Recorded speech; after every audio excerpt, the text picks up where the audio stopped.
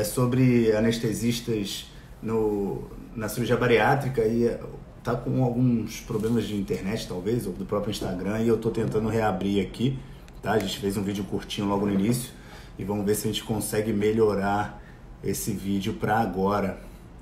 Tá? A gente já fez a pergunta para ele sobre anestesia geral e anestesia local, e ele já respondeu pra gente que é geral, mas tem vários tipos de anestesia que você pode fazer.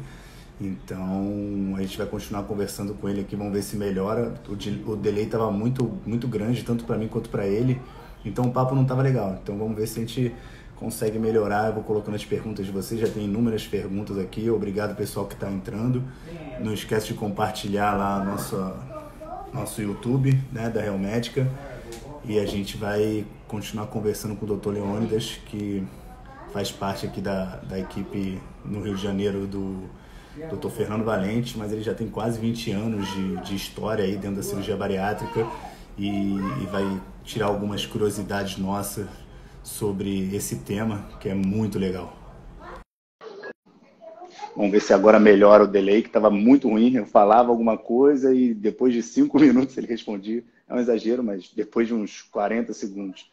Então o bate-papo não estava bacana. Vamos ver se ele entrando novamente, a gente reabrindo a live, esse problema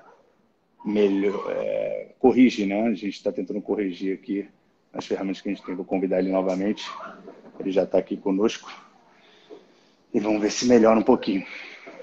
Para o bate-papo ficar mais prazeroso, né? Tanto para mim, para ele e para vocês aí que estão assistindo. Não ficar algo demorado. Ficar mais prático. Tá me vendo? Não. Não estou te vendo, mas estou te ouvindo. Melhorou o delay agora. É verdade, está mais rápido. Agora o delay melhorou. A gente reiniciou aqui e melhorou bastante. Eu só não consigo te ver ainda. Mas você não precisa aparecer. Tem minha foto. As pessoas, tá bom, então. Você que não quer aparecer, já entendi. Eu não, imagina. Tô aqui, ó. Tô tentando, tá conectado. Não, entendeu? tranquilo. Só se eu reentrar, peraí, vou fazer mais uma vez. Tá bom. Vanessa, se você puder botar as perguntas aqui nessa caixinha de interrogação, me ajuda. E eu vou fazer essa pergunta para ele com certeza. Você pode ficar com sonolência. Muito legal a sua pergunta. Obrigado, hein, Vanessa?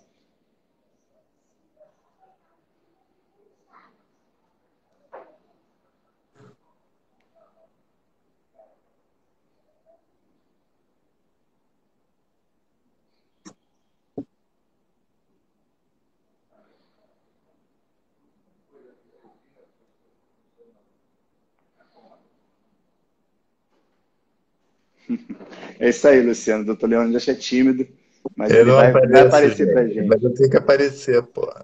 Cara Tá de velho agora, com óculos de velho. Tem que aparecer. Ai. Foda.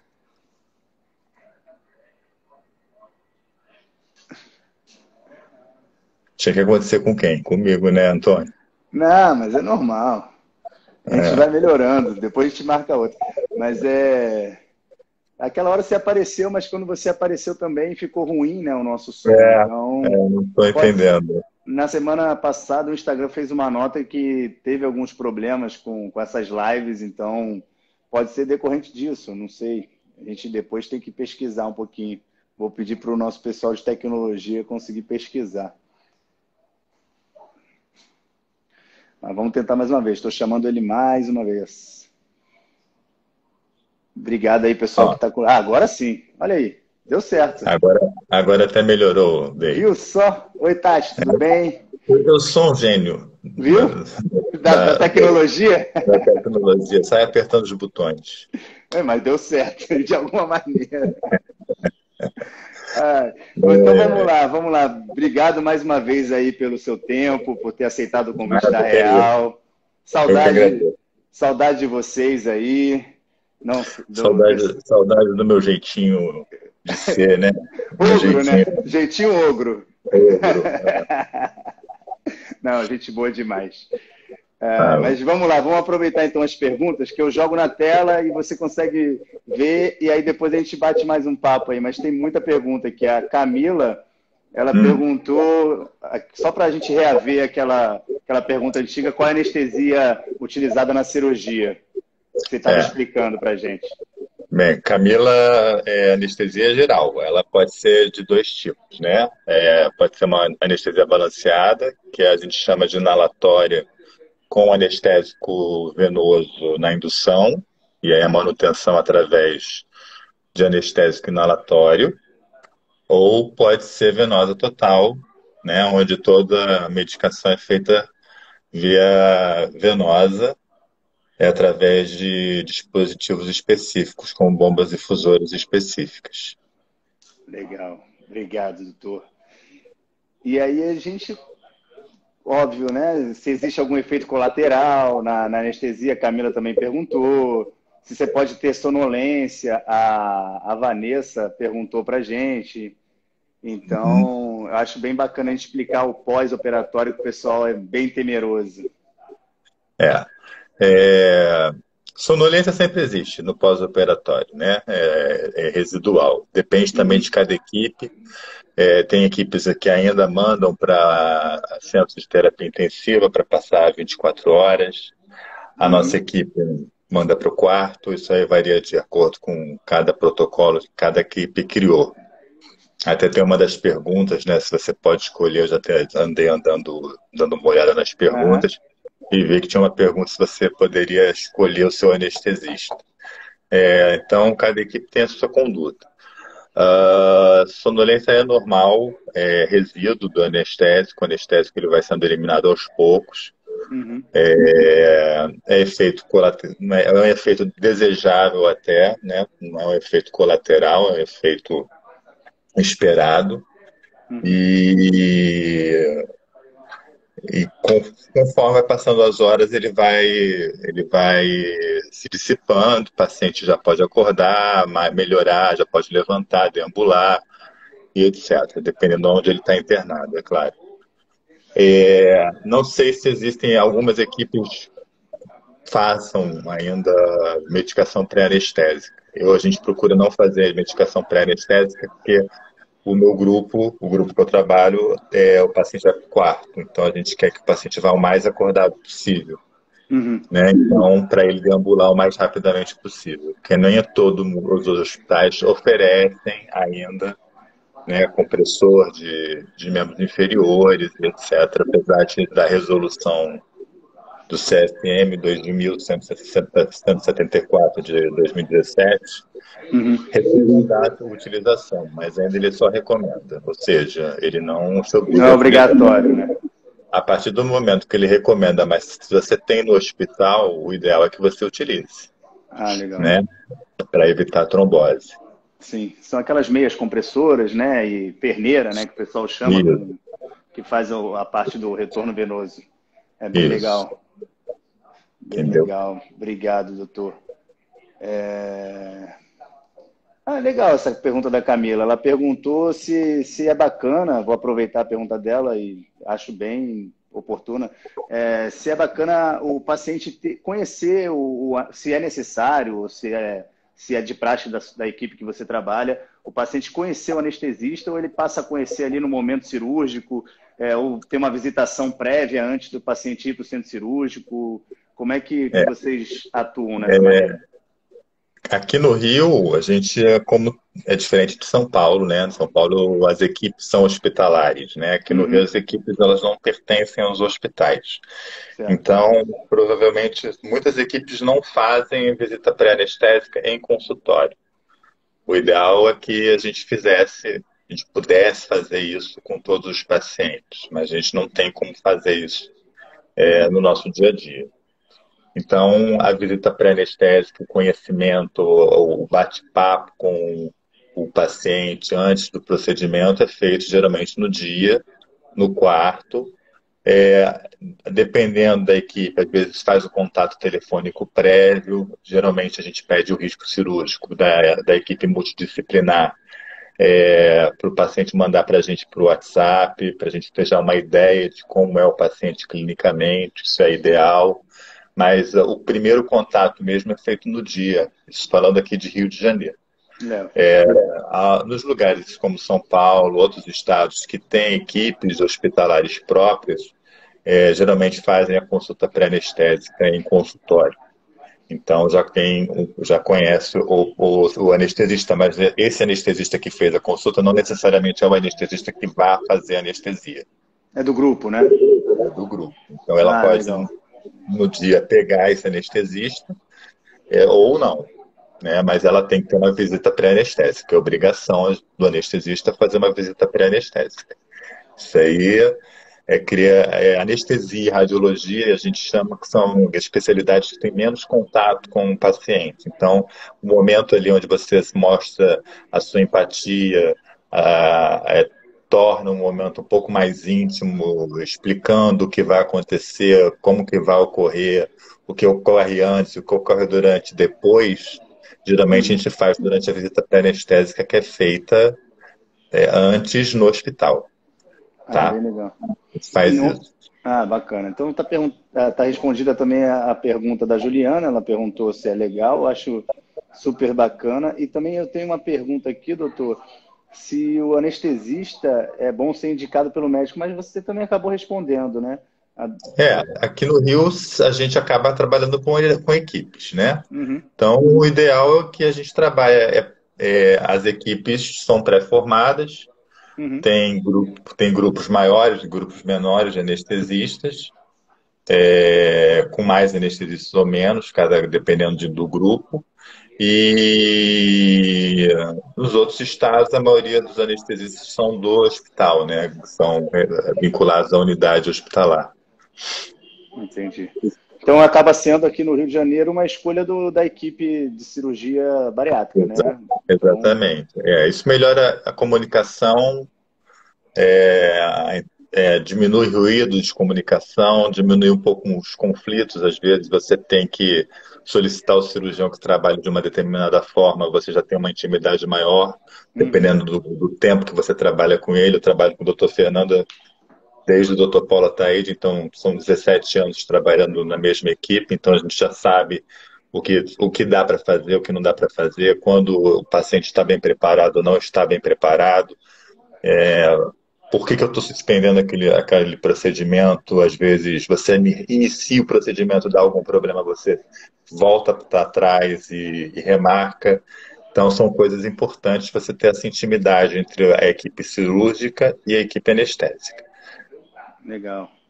O Carlos ele também fez uma pergunta do que é recomendado para que tudo dê certo no momento cirúrgico. Segurança. Isso é bem legal. Segurança do paciente hoje em dia um tema mais discutido em anestesia, né? Porque você tem que entregar o paciente com um resultado adequado, operado, que é o objetivo que ele tem, se sentindo adequadamente bem tratado, com níveis de dor mínimo possível, e a segurança ela passa de diversas formas, né? Desde a experiência da equipe, porque hoje a gente já está fora da curva de aprendizado no Brasil. Sim. Situando-se alguns cirurgiões novos que estão entrando e que estão começando, mas a maioria das equipes no Brasil já passaram pela curva de aprendizado, já passaram inclusive da curva de aprendizado na resposta de complicações. Legal. As reoperações diminuíram muito, né, com o avanço de tecnologias com próteses, tratamentos das fístulas, que é a principal complicação. Clinicamente, né? Deixando a fístula fechar sozinha. Sim. Então, isso passa por isso. E uma coisa que auxilia na segurança e que é chancelado pela ANS é que a cirurgia para obesidade é uma cirurgia que suporta e que reembolsa dois anestesistas. Então, se você tiver dois anestesistas, você consegue pensar melhor na resolução das complicações que houverem durante Ah, o legal. procedimento. Ah, bem legal. E aí, então, vou aproveitar o gancho das complicações e o Luciano, vou achar a pergunta dele aqui, ele perguntou justamente isso, doutor Leônidas, quais são os riscos da anestesia durante a bariátrica? O que pode vir a ocorrer, assim, de É, complicação, se é. você Na puder década explanar de alguma coisa, assim, A gente hoje vive no paraíso, na Sim. realidade, óbvio, não é a realidade de todos os hospitais, né? Mas a gente vive no paraíso porque quem fazia anestesia no início da década de 90 não tinha acesso à monitorização. A monitorização era dedinho no pulso para ver frequência, Sim. apertava o dedinho para ver se estava bem oxigenado, olhava para a cor dos dedos, olhava para a cor do campo operatório para ver se o sangue estava vermelho. Hoje em dia não. Hoje em dia a gente tem monitor que auxilia isso, a gente tem várias formas de melhorar isso, né? Uhum. De auxiliar na. A tecnologia ajudando. Agora, risco de complicações da anestesia em si, ela está muito mais vinculada ao uso dos medicamentos, Uhum. né? Para a obesidade, eu acho importante, e eu falo isso para os residentes lá da UERJ, hoje, né? Hoje eu falo menos, porque hoje eu coordeno o centro cirúrgico da UERJ.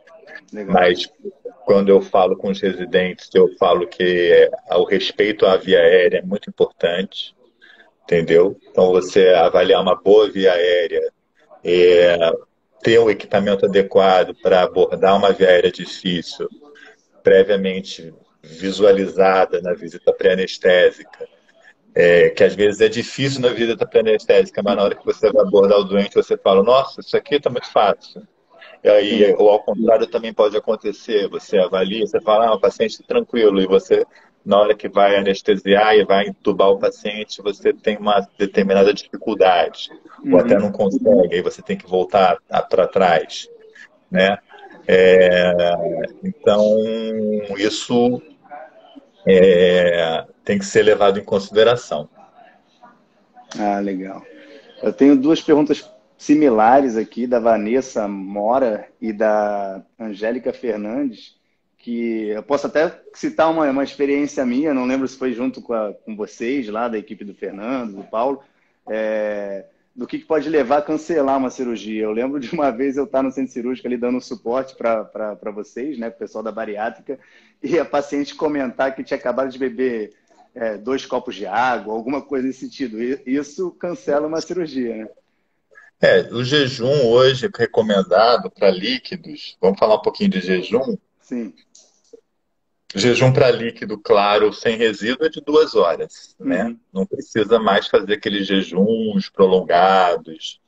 Então, hoje é permitido você beber até 2 horas antes líquido claro. Líquido claro pode ser água, pode ser Ah, chá, legal. pode ser um suco de laranja coado, né? É natural, naturalmente não industrializado. Aham. Podem ser soluções com glicose para diminuir o estresse, né, a resposta ao estresse cirúrgico, né? Então, hoje em dia, a procura do menor tempo de jejum está caminhando Uhum. para isso e então pode suspender se ele beber quando estou indo para o centro cirúrgico beber 2 copos d'água. Uhum. Pode suspender o procedimento, mas aí a equipe pode também esperar 2 horas. Aí Sim. depende da equipe e da disponibilidade de sala do hospital. Se o hospital estiver vazio e você quiser esperar, você pode esperar. Que é Se o hospital difícil, estiver né? cheio, se o hospital estiver cheio, você vai ser expulso e o paciente vai embora e vai operar outro dia. Vai ter que cancelar, exatamente. E aí Exatamente. tem um monte de intercorrências aí de plano de saúde, de revisar a matrícula, a autorização, e aí. É, Então, escutar, né, o anestesista, escutar o cirurgião é bem importante para você estar apto lá a fazer a cirurgia da melhor maneira possível, sem grandes intercorrências aí, né? É um Ou dos, sem cancelamento. um dos hábitos que eu e a minha colega temos é, como a gente fala pelo telefone com o paciente pelo menos umas 2 ou 3 semanas antes e a gente faz algumas recomendações. E o paciente, geralmente, na semana que vai operar, religa para a gente saber se teve alguma gripe, algum tipo de doença ou teve alguma intercorrência durante essas semanas anteriores. E, e aí sim a gente orienta o jejum direitinho, porque a gente vai saber se ela é do primeiro horário, se ela é do segundo horário. Se for do segundo horário, ela pode fazer um café da manhã leve, com uma torrada às vezes, e um suco, um café Aham, legal. preto, para não ficar em jejum muito tempo. Mesmo sendo uma cirurgia de estômago, isso é bem bacana. Isso é uma evolução, né? Sendo uma A- cirurgia de estômago. Porque Na... existia a lenda de que o estômago do obeso esvaziava mais lentamente. Ele realmente Uhum, esvazia mais lentamente. Mas esse quantitativo de líquido, ele favorece uhum, a peristalse intestinal e o esvaziamento gástrico. Então, não é um quantitativo alto, né? Você tem uma diminuição da diminuição do esvaziamento gástrico em refeições mais gordurosas, mais parrosas. Então, a gente orienta o paciente no dia anterior a fazer uma dietinha mais leve, comer mais líquido, sopas, etc., para já se acostumando com o choque que ele vai ter no pós-cirúrgico, dia pós-cirúrgico, que são 50 ml de hora em hora. com certeza. Não, legal. Uma outra, agora é uma curiosidade até minha, que eu acabei pensando aqui, no sentido da evolução cirúrgica mesmo, né? Eu acredito que os gastos de anestesia, ou até mesmo não acredito que honorário, né? Não sei como é que funciona, dependendo da sua negociação com o hospital, se você é staff, você ganha por hora, ou ganha por cirurgia e tudo mais, mas falando propriamente dito da cirurgia.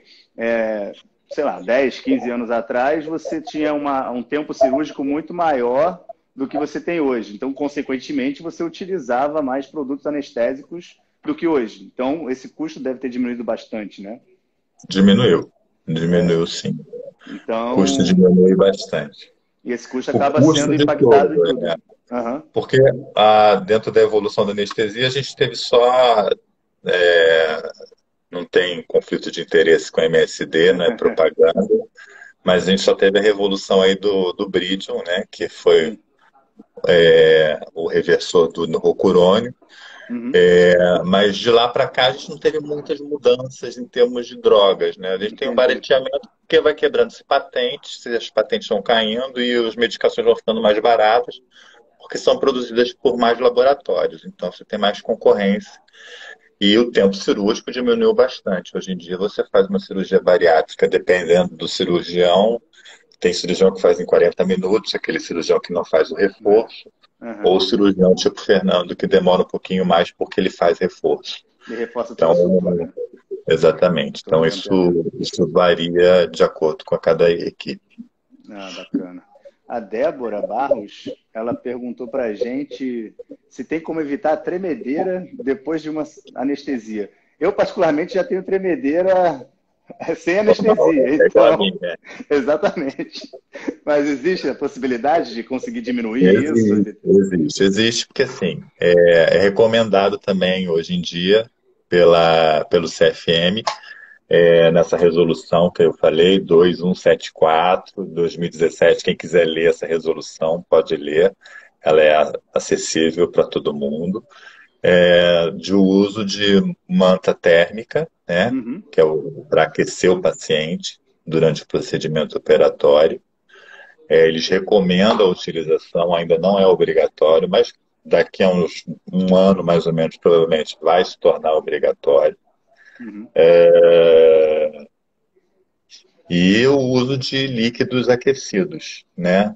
No máximo até 40 graus, não pode passar disso, né? Porque senão faz lesões intravenosas inadequadas, né? fazem flebites, etc. Mas, então, isso favorece. Fora a grande disputa entre o cirurgião que sente calor e o anestesista que sente frio. Então, e a gente tenta equilibrar isso para evitar que o paciente tenha tremores. Alguns pacientes, embora você faça tudo isso, ele ainda tem tremor. E aí você abre mão de algumas medicações que possam diminuir esse tremor, né? A gente evita algumas medicações que antigamente que causavam mais bem-estar, né, no paciente e aí você colocar o paciente em disposição ao addict, né, ao vício, e a gente usa outras medicações que substituem a essa medicação para diminuir os tremores, mas aquecer a sala, aquecer os líquidos, o uso de manta térmica são formas de você diminuir o tremor pós-operatório, shivering, né? Porque isso aumenta o consumo de oxigênio do paciente. E o paciente cardiopata, por exemplo, ele tem que estar protegido, porque podem ocorrer casos de infarto, se houver, porque isso aumenta em 1% o consumo. Ah, legal. Obrigado, doutor. Uma pergunta bem legal aqui do Léo Júnior é se houve uma mudança no procedimento anestésico depois do início da pandemia. Existe algum procedimento que foi alterado? Hoje a gente parou, né? A cirurgia geral foi pela sociedade, foi obrigada a qualquer tipo de cirurgia eletiva parar. Agora que a gente está retomando, então, de técnica anestésica não mudou nada, não. Mudou a nossa proteção. Proteção nossa, proteção do paciente. Então, geralmente o médico é testado 14 dias antes, o paciente geralmente é testado 2 dias antes, dependendo da unidade hospitalar. Cada hospital tem um protocolo. E aí o paciente é orientado a ficar em casa.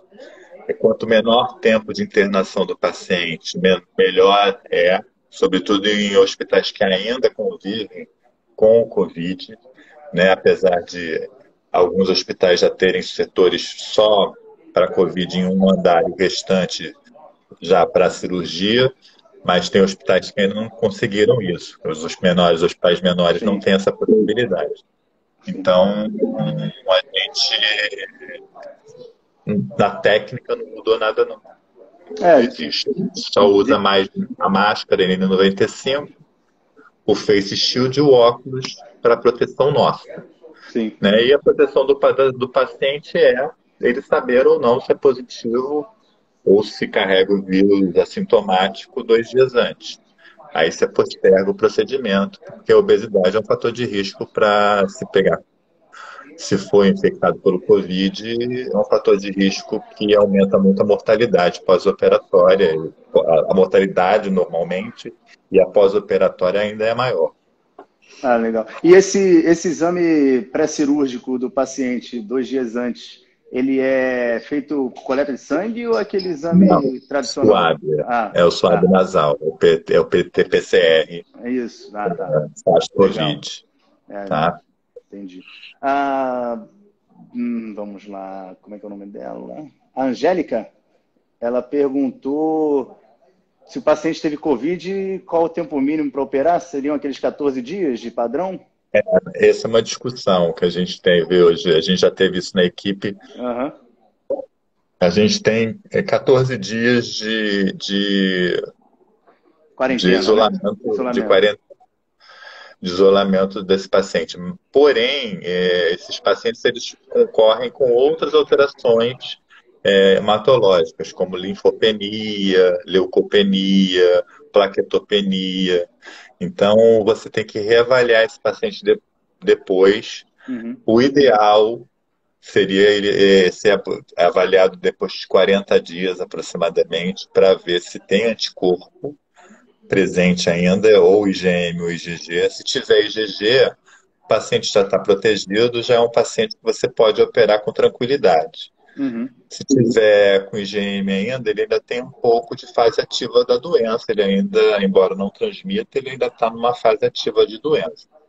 né? Porque você pode ter os dois ao mesmo tempo e aí você Sim. tem que repetir depois de 30 dias. É um protocolo do Ministério da Saúde. Então, se você fez Covid 14 dias, ficou isolado, daqui 40 dias, o ideal é você fazer a pesquisa de anticorpo, né, imunofluorescência, o ELISA, para pesquisa de IgM e IgG. E se você tiver titularidade para IgG, você tem a proteção, você pode operar. É o ideal. Ah, ótimo. A Dani, ela continua nessa linha de raciocínio da Covid. Se o paciente é positivo, né, ela pergunta, no momento da intubação do paciente, como proceder no caso de um paciente positivo? Se ele é positivo, ele não vai fazer o procedimento cirúrgico, né? A Ou... gente trata. A gente assim, se ele é positivo, não vai fazer o procedimento cirúrgico. Ele pode ser Certo. um falso negativo. Aham. Porque o mesmo suave pode dar negativo. A gente Aham. sabe disso. Tem uma pequena percentual, mas pode ser negativo. Então, a gente trata todo o paciente igual. Mas se for Covid, não vai operar. Não vai operar, né? Vai, não vai operar. Mas daí a importância de avaliar sorologicamente o paciente. Bacana. E Obrigado. teste rápido, não aconselho, porque os testes rápidos são de sensibilidade extremamente variada, depende do Uhum. fabricante, são baixas, dão muitos falsos positivos, falsos negativos, não é recomendado.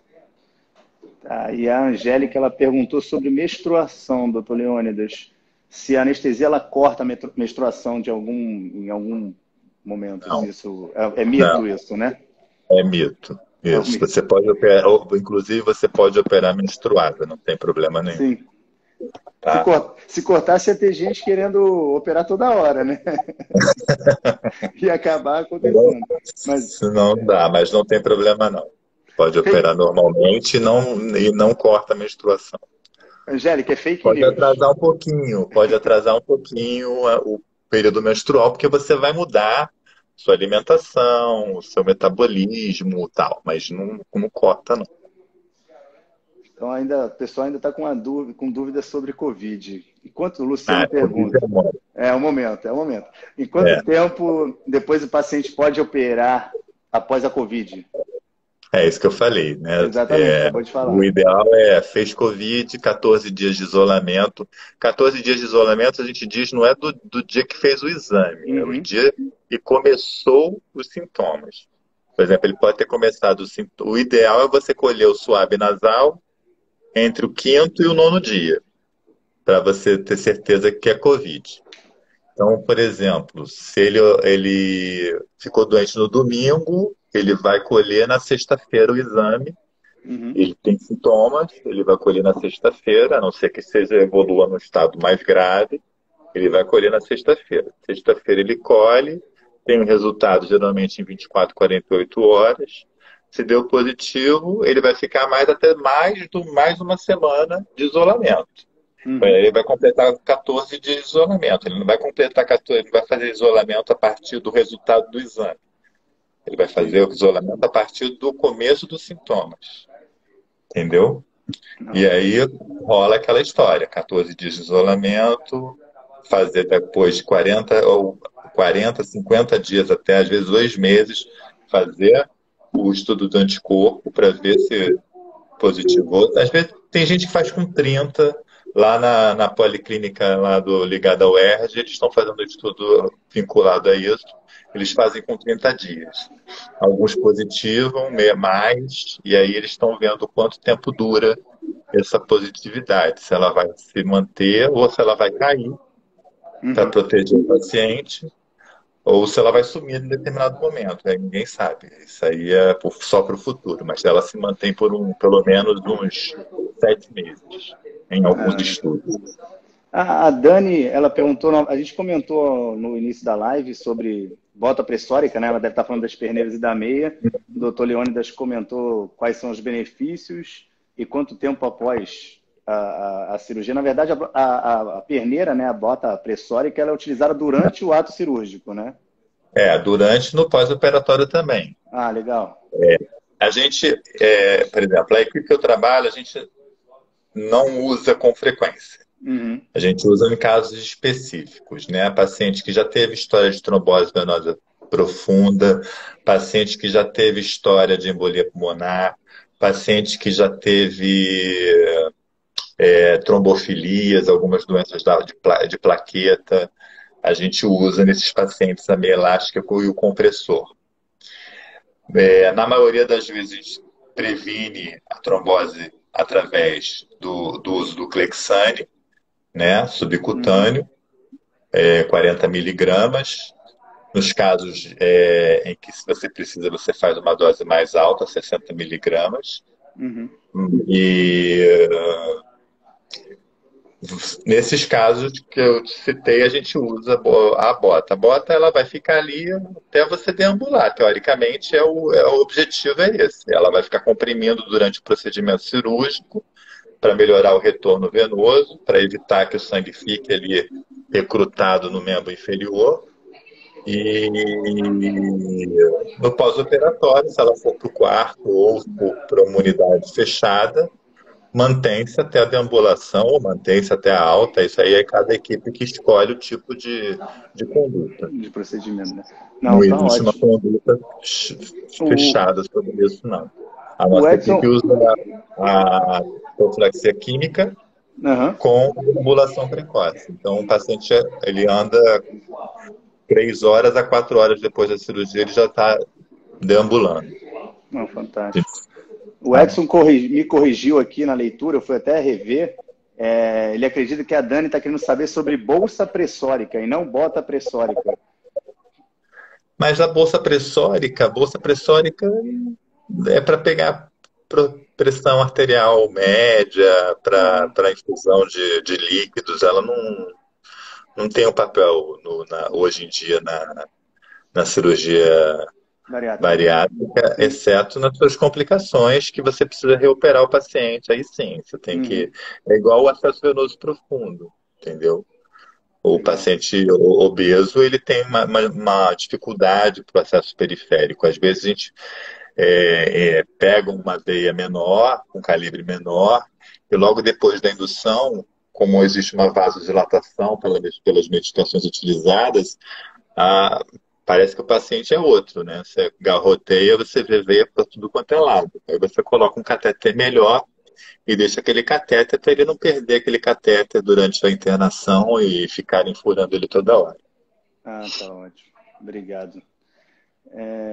Mas eu vou aproveitar a pergunta da Camila, que ela fez para a gente, e vou te colocar numa saia justa, só para variar um pouquinho, para não perder o costume. Se É. você fosse operar, não necessariamente bariátrica, né? Até Uhum. porque você não precisa, acredito eu. E se você fosse operar, como é que você escolheria a equipe, assim, o cirurgião, o anestesista? Como é que funcionaria dentro da sua cabeça? Que ela me perguntou justamente isso. Ela me perguntou quais são os critérios para uma boa escolha de um anestesista. E eu estou jogando essa peteca para você para tentar entender melhor e a gente bater um papo sobre isso. Que eu também tenho as minhas pontuações aqui. É do bom anestesista, você está falando, né? Claro. Não está falando do bom cirurgião. Não, estou falando. Ela perguntou sobre anestesista. Então, assim, o anestesista, a primeira coisa que você tem que olhar é se ele está certamente em dia com o CRM, se existe algum processo em cima dele, por quê, qual o motivo, se foi por discordância ética, o paciente tinha testemunho de Jeová e discordou, etc. Você tem que saber se existe algum processo em cima dele. Você facilmente hoje tem Consegue. acesso, né? Pela lei do acesso, você tem acesso a isso. Segundo, geralmente é muito por indicação, né? Você faz um trabalho e a pessoa fala, não, aquele anestesista ali, você pode confiar que ele é nota 10. Uhum. Os anos de experiência nem sempre contam, porque você pode ter problemas durante o procedimento que você tem que ser rápido e ágil para resolver e às vezes não consegue. Eu digo que trabalhar em dupla é uma forma ideal de se escolher uma equipe com anestesia boa. Uhum. Boa. Por quê? Você tem dois anestesistas, você tem duas pessoas pensando ao mesmo tempo para resolver as complicações, Sim. tá? E é uma anestesia que cobre dois anestesistas. Então, se você pode trabalhar com esse nível de segurança, é o ideal. Tem equipe que trabalha com um só, mas a maioria trabalha com dois. Sim. O ideal. Legal. E geralmente é referência mesmo verbal, né? De amigo que considera, conhece e tal. E aconselha assim, ó, esse é o anestesista, diz a Gisele, para de puxar saco. Essa aí Essa, é ex-paciente, ex-paciente, não tá é de errado. paciente, Ela, exatamente, é de paciente para paciente, entendeu? exatamente. Ela me conhece, meu apelido é meu malvado favorito, então ela me conhece, ela sabe como eu sou. Mas é assim, geralmente você não escolhe o seu anestesista na realidade, você escolhe o seu cirurgião. Exato. A empatia que você vai ter com o seu anestesista, ela vai ser num momento muito curto, esse Aham. tipo de comunicação. Então, para você criar essa empatia, você tem que ter uma boa formação em comunicação, tem que saber se comunicar de acordo com o amadurecimento, a maturidade do paciente. Tem pacientes mais maduros que você consegue explicar melhor. Tem Uhum. pacientes que são menos maduros em relação a conhecimento. Você tem que se comunicar na linguagem do paciente e sempre confirmar com o feedback do paciente. Você está entendendo? Para ter essa noção de que o que você está explicando, o paciente está entendendo. Porque não Sim. adianta você chegar e falar palavras lindas, maravilhosas, e o paciente no final não entendeu absolutamente nada que você falou. Então você tem Claro. que ter o discernimento do nível social, o nível de conhecimento, o nível de maturidade do paciente para poder revelar para ele o que vai acontecer no pré, no pé e no pós-operatório. Ah, ótimo. A minha experiência com anestesista é bem curta mesmo. Eu tive duas cirurgias ortopédicas e uma delas eu lembro até hoje que foi, vamos contar de 1 a 10. Eu só contei até o 3, então eu não lembro muito bem do anestesista, não. Mas é bem por aí, técnica utilizada. Já estava no momento, né, de ir para o ato cirúrgico, então é bem, bem legal. Acho que é super importante mesmo essas recomendações, sejam elas via internet, via experiência de outras pessoas, colegas e familiares. Então, isso é fantástico para qualquer ramo, né? Não só dentro do ramo cirúrgico, do ramo da medicina, mas a gente precisa usar isso bastante. Hoje você tem muito acesso de Sim, você. O problema é você ter o Dr. Google. é, Aí a gente briga com o tem de Dr. tudo. Google. Eu falo assim, olha só, o Dr. Google é muito bonitinho, mas o Dr. Google é o Dr. Google. Você está com o Dr. Leônidas, ou a doutora Solange, ou a doutora Fulana, mas não é o Dr. Google. Exato. Né? Ele diz um monte de coisa que talvez não Às seja vezes, verdade. nem sempre o que o Dr. Google é verdade. É Tem que verdade. tomar muito cuidado das fontes onde você tira o conhecimento, onde você vai atrás. A Dani, ela perguntou, justamente o que você falou, a cirurgia bariátrica, na maioria dos casos, ou em todos os casos, cobrem 2 anestesistas, mas isso é mensurado pelo tamanho da cirurgia, né? Ou pelo É, tamanho de é tempo o porte. cirúrgico? O Não, é o porte da porte do cirurgia. estéreo. Isso. Ah, Existe uma tabela, que é a CBHPM, uhum, que ela é reajustada todo ano, e a gente usa ela como referência. Né? O ideal é que o anestesista cobre a tabela. assim. A gente está vivendo um período aí meio nebuloso no Rio de Janeiro em relação a isso, porque estão havendo alguns abusos, Uhum, né? Principalmente de colegas mais novos, uhum. que andam exagerando na cobrança dos procedimentos e isso não é legal, mas eu não vou entrar nesse detalhe porque não entra no nosso escopo de Estamos falando de perguntas cirurgia aí. bariátrica. Vamos falar de Exatamente. A anestesia para cirurgia cobrança bariátrica. não dá. Sim. Então, a anestesia, não existe um tempo máximo para anestesia, né, doutor? Por exemplo, se ocorrerem intercorrências dentro de uma, de uma cirurgia bariátrica e o cirurgião tenha que levar, vamos jogar para o alto aí, 10, 12 horas. o anestesista consegue manter o paciente apto a esse procedimento cirúrgico durante todo esse tempo. Sim, vai ter alterações, né, Aham. metabólicas que a gente vai ter que corrigir. Esse paciente, geralmente, de cirurgias mais longas, isso praticamente não existe mais, mas Sim, sim. e eu sou a experiência maior de toda essa, durante os 17 anos que eu trabalhei, ou com o Paulo, Aham. ou com o Fernando, eu nunca fiz uma cirurgia aberta. Sim. Eu sempre trabalhei com cirurgia por vídeo. E o Paulo, no começo, fazia cirurgia por vídeo com 12 horas de Aham. cirurgia. Sim. Mas era uma outra coisa, o paciente ia para o CTI e tal. Hoje não, hoje a gente faz um procedimento, o sleeve faz, falando da minha experiência, o Aham. sleeve faz em 1 hora e meia, 1 hora e 15 minutos. Se Sim. for o bypass, ele faz em 2 horas. Então, o tempo encurtou muito. E ele insiste, né? Assim, às vezes o paciente tem muita aderência intraabdominal por outras cirurgias. Dificilmente eu vi Fernando ou vi algum momento isso ele abrir. Então, nesses 17 anos, eu nunca vi a Sim. cirurgia aberta em si, Não, legal. entendeu? E tão duradoura também, né? Então, Não, só nesse início. isso já Não, bem saiu legal. já Viu só, saiu doutor? da sinalização assim de tempo, de durar 12 horas. A curva de aprendizado não Sim. permite mais isso. Aí vem a robótica, né? Que é a robótica que é a novidade.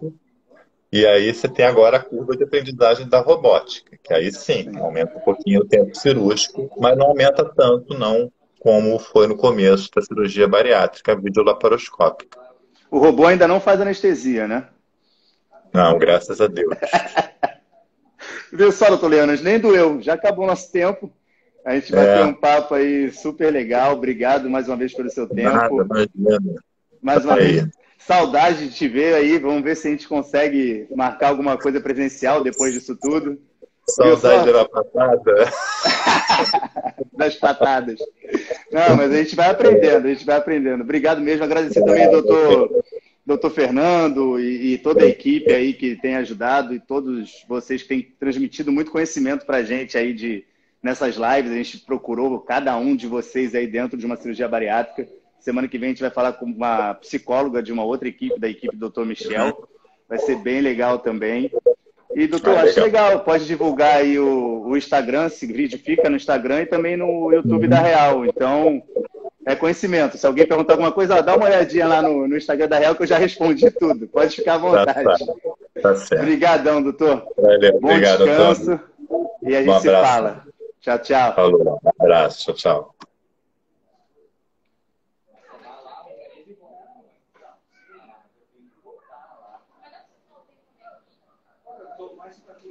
Gente, pode ir lá no YouTube da Real, aqui no Instagram vai ficar o vídeo também, divulga pra gente, encaminha para quem paciente que quer operar, que vai operar ou que já operou, e a gente continua aí tentando transmitir conhecimento para vocês sobre a cirurgia bariátrica. Grande abraço.